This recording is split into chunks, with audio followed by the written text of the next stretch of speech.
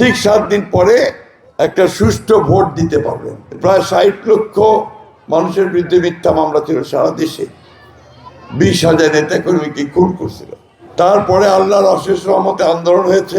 সেই আন্দোলনের শেষ সময় জুলাইয়ের এই মাসে এবং আগস্টের 5 মাসে আওয়ামী লীগের হাসিনা পালাই যেতে বাধ্য হয়েছে ভারতে, তাই না?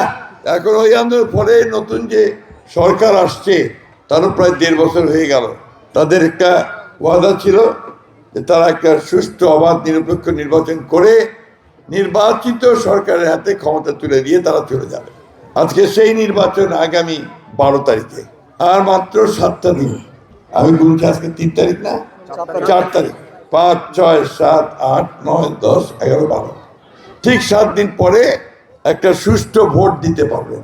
যাকে খুশি তাকে দিতে পারবেন। এটাই তো ভোট। আর গত 15 বছর কি হয়েছে?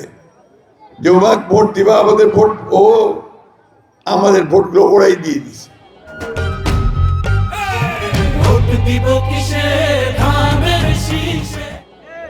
অথবা রাত্রিবেলা ভোট দিয়ে চলে গেছে, হিসাব করে বলে দিছে, তাই না?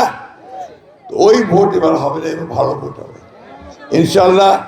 আমরা আশা করছি যে আল্লাহ তাআলা আমাদেরকে এবার একটা সুষ্ঠু অবাধ পরিবেশে নির্বাচন করার সুযোগ